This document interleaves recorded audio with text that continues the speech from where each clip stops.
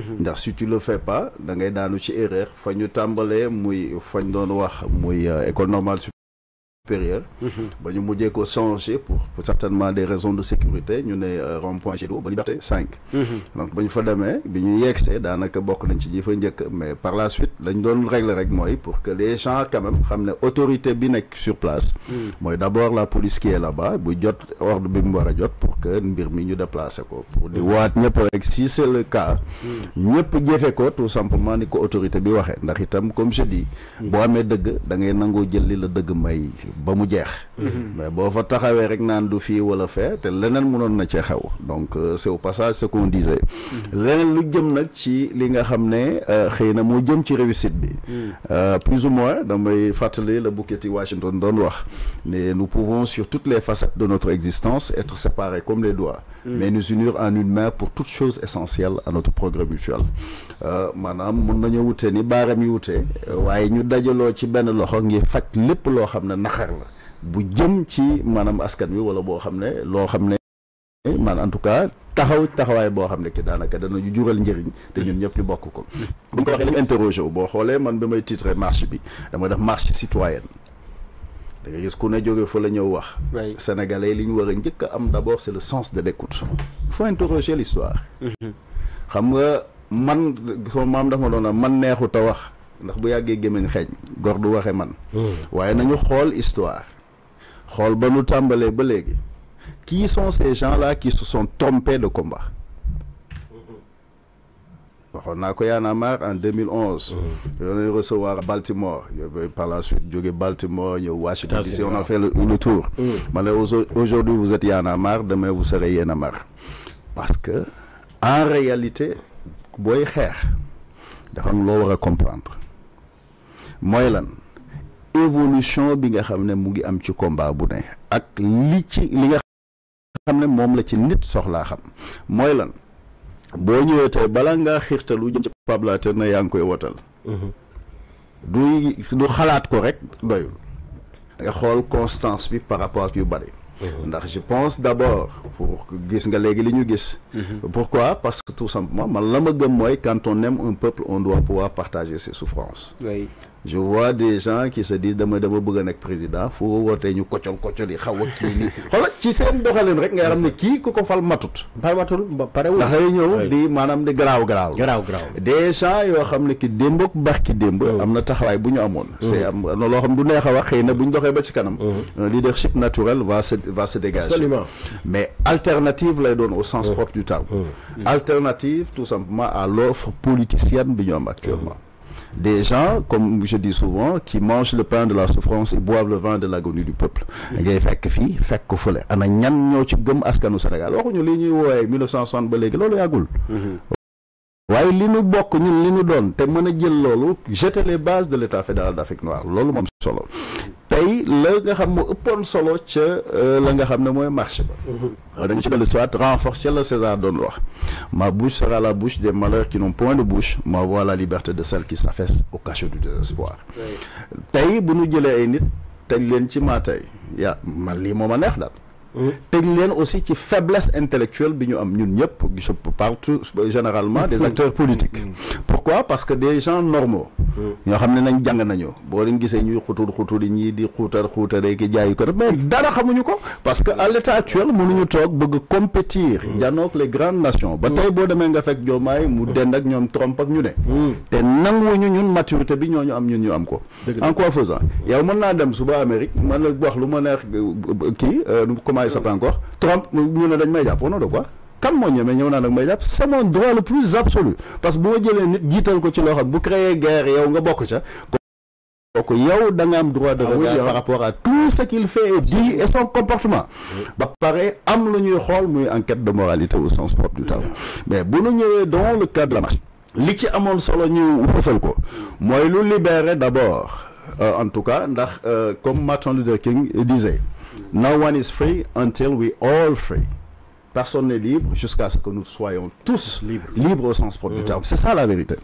Parce que li tax mën a ko marche citoyenne, je ne reconnais pas ay ñi ñëw da nga koy gis ci biir groupe bi ay ñi ñu taxaw fee di défendre un parti. Moi je suis pas dans ça. Je suis plus grand que ça. Parce que mënuñoo bokk ak waa APR, bokk ak waa Pastef, bokk ak waa fu nekk ñëpp ñu bëgg tout simplement recouvrer wu ci benn point di xool benn direction boo xam ne ngir li ñuy jëriñ te du jëriñ askan wi. Loolu c'est d'abord le problème. Mais pour les initiateurs ku mel ni Abdou Karim yaa ngi koy wax léegi déglu naa ci bien aimé li nga ko wax noonu te loolu critique la mais critique objective. Parce que daa am ñaari critique objective mooy tax nga yokku.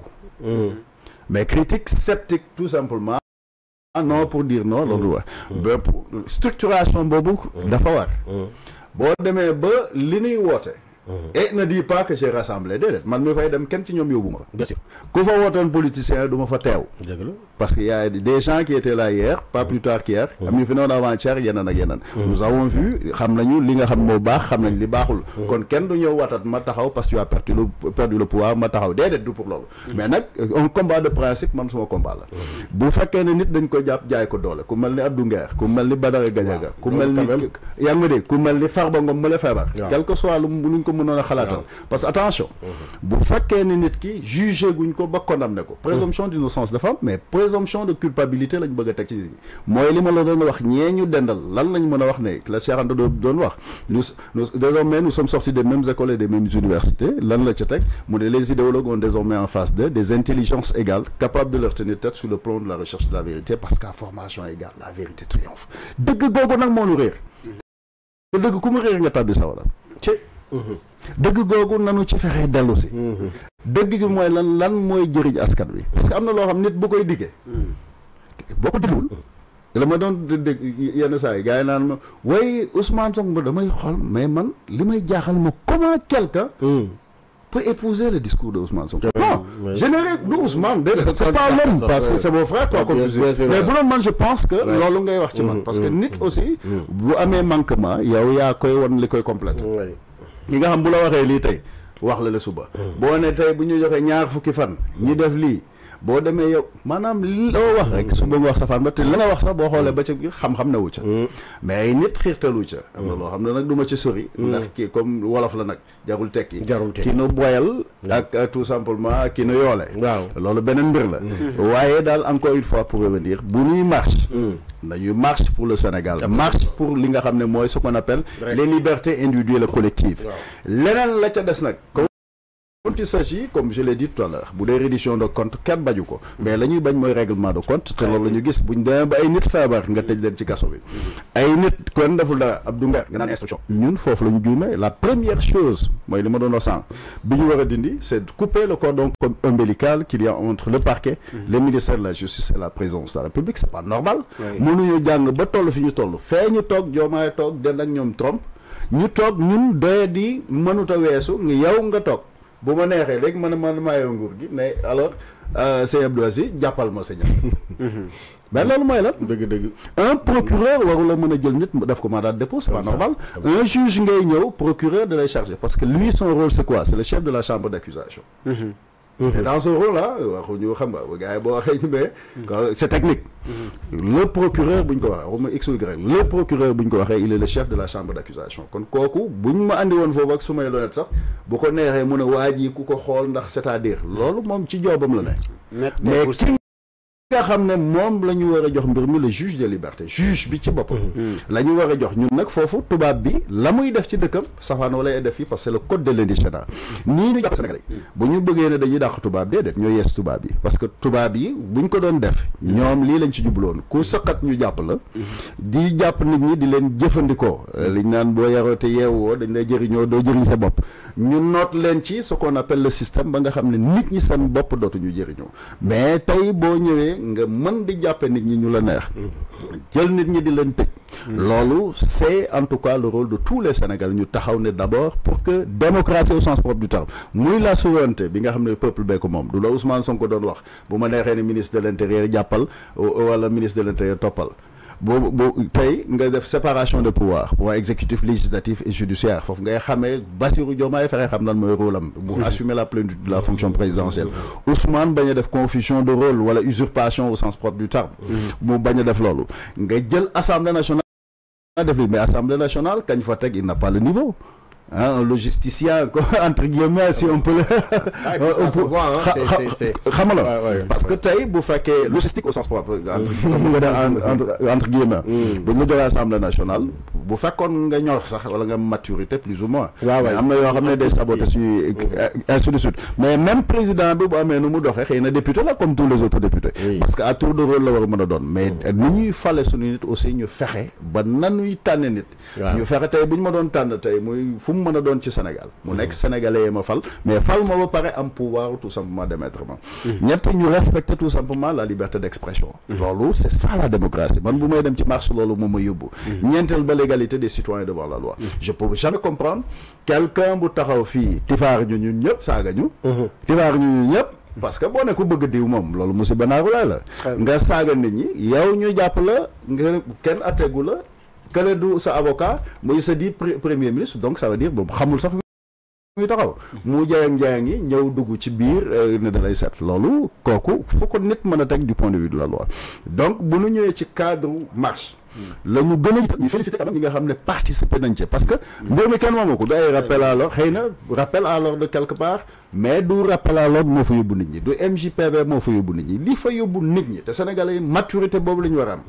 fexe ba lu ñuy bu ñu jógati Sénégal ak askan wi nu bokk tax leen a jóg ndax kuñ ci jàppoon sa doom tey wala sa mag doo def ni waa ji nga xam barki dem ba ñu marché ba pare te pas boobu je m'attends à ce que du pas sax day pas lu noonu ndax nit ñi je m'attends à ce que procureur woo ko waaw waa ji moom kay lu ne wax nañu ko dama mujj di ree sax dama ko gis mujj di ree parce que xam naa xol bay jeex xale la waaw ngóor si la mu ngi nii moo nga xaxataay bi loolu la voilà mu ngi nii moom moo jóge fële di décaissé ni ñun lay saa kii procureur jël ko au moins mu mos tuuti li gars yi mos ndax mën na leen gën a mos parce que daf ñoo yem ndax man gis naa benn boy nee na moom bu dajee moom da koy duma de boy du jara duma ndax xam nga est-ce que itam rappel à l'ordre si boppam sax est-ce que war ngeen a toog di xaar procureur boo leen toog da nga war a porter plainte waaw parce que da leen saaga nit parce que yéen a woote non man su ma la en ce magage nee naa la ba mu waxee man ay ree la ma def parce que ma xam ne kii ñorut ñorul parce que xam nga li tax xëy na boo demee boo lañ ba tey maag moom bokk nañu wala moom ak kenn ku bokk foofu boo demee bay tudd ndey dafa gën a fort te yow mi ko tudd yow boo ko amutoon rek amul problème pam ñi xamuñu loolu de ñii xamuñu ay yooyu bokk ak yooyu noonu voilà ils s'en foutent de tout ça léegi nag faw ñu jàngal leen bu ñu leen fekk ci seen yoo xam nga li mu wax moom une fois que mu des ci TikTok bi buy dox loolu clameur public la tudd bu ne ci clameur public kenn du porter plainte c'est le rôle du procureur mu autorisé téye ko parce que ça relève tout simplement du flagrant délit soxlawul kenn porter plainte moom parce que injure publique la def c'est vrai que doo ko yéene loolu mais quand même quelqu'un ku mën a taxaw ay nit marche en démocratie marche dafa am nit ñi dañu am parce que Abdou Aziz Abdou Grand gis nga buñ ci jëlul buñ ci sàkkul pexe dina amaat non day amaat mais